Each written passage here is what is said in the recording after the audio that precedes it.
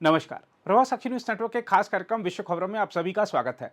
इस साल होने वाले अमेरिकी राष्ट्रपति चुनाव से पहले दोनों प्रमुख दलों के संभावित उम्मीदवारों के बीच हुई बहस पर पूरी दुनिया की नजरें टिकी हुई थीं। माना जा रहा था कि दोनों नेता कोई ऐसा विजन सामने रखेंगे जो कि अमेरिका का और दुनिया का भला करेगा। लेकिन जिस तरह अमेरिकी राष्ट्रपति जो बाइडेन और पूर्व राष्ट्रपति डोनाल्ड ट्रंप बहस के दौरान एक दूसरे पर आरोप प्रत्यारोप करते रहे, उससे लोगों को निराशा हुई है। इस बहस के बारे में जो सर्वे सामने आए हैं वह भी इन दोनों नेताओं से कोई ज़्यादा उम्मीद नहीं दर्शा रहे हैं। हालांकि इस तरह की बात भी सामने आई है कि बाइडेन पर ट्रंप भारी पड़े हैं। जहां तक बहस के दौरान उठे मुद्दों की बात है तो आपको बता दें कि राष्ट्रपति जो बाइडेन और उनके रिपब्लिकन प्रतिद्वंदी डोनाल्ड ट्रंप के बीच राष्ट्रपति पद की चुनाव प्रक्रिया की पहली बहस के दौरान अर्थव्यवस्था, सीमा, विदेश नीति, गर्भपात और राष्ट्रीय सुरक्षा की स्थिति पर बहस हुई। इस दौरान दोनों ने एक दूसरे को झूठा और अमेरिकी इतिहास का सबसे खराब राष्ट्रपति करार दिया। गुरुवार रात को बाइडेन और ट्रंप के बीच लगभग 90 मिनट हुई बहस के दौरान दोनों ने एक दूसरे पर निजी हमले किए।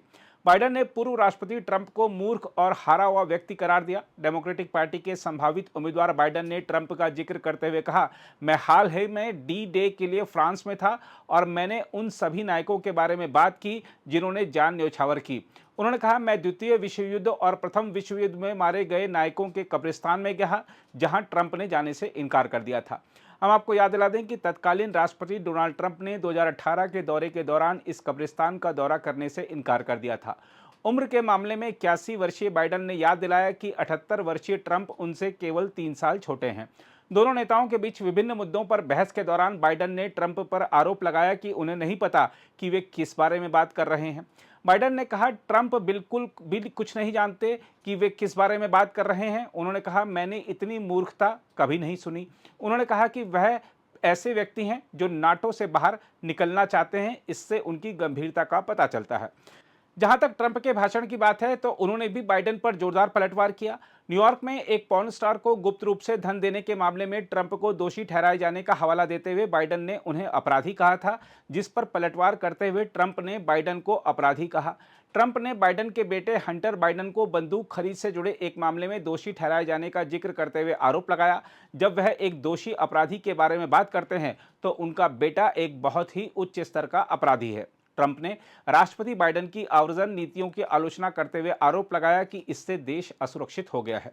बहस के दौरान एक खास बात यह भी रही कि कैपिटल पर 6 जनवरी 2021 को हुए हमले के बारे में पूछे जाने पर ट्रंप ने किसी भी जिम्मेदारी को स्वीकार करने से इनकार कर दिया और दावा किया कि गिरफ्तार किए गए लोगों में से कई निर्दोष थे। दूसरी ओर बाइडेन ने गर्भपात के राष्ट्रव्यापी अधिकार को खत्म करने के लिए ट्रंप को दोषी ठहराया और ट्रंप ने बाइडेन पर प्रवासी अपराधियों को दक्षिणी अमेरिकी सीमा पर घुसपैठ करने में सक्षम बनाने का आरोप लगाया। उन्होंने अर्थव्यवस्था को संभालने को लेकर भी एक दूसरे पर आरोप लगाए। हम आपको यह भी बता दें कि बहस की शुरुआत में कई मौकों पर राष्ट्रपति जो बाइडेन अपने शब्दों को लेकर लड़खड़ा गए थे और कुछ जवाबों में पिछड़ गए थे।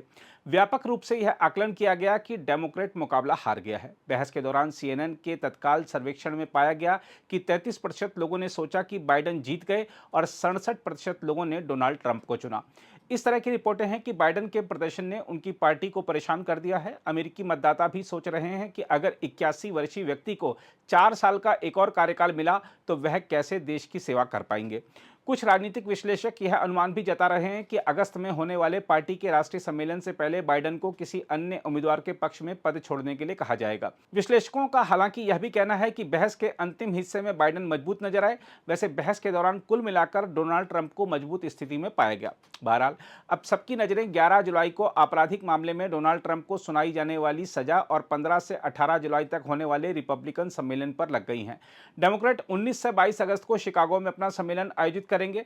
देखना होगा कि दोनों पार्टियां अपने अपने उम्मीदवार को लेकर क्या अंतिम फैसला करती हैं। माना जा रहा है कि दोनों प्रमुख दलों के उम्मीदवारों के बीच 10 सितंबर को फिर से बहस हो सकती है।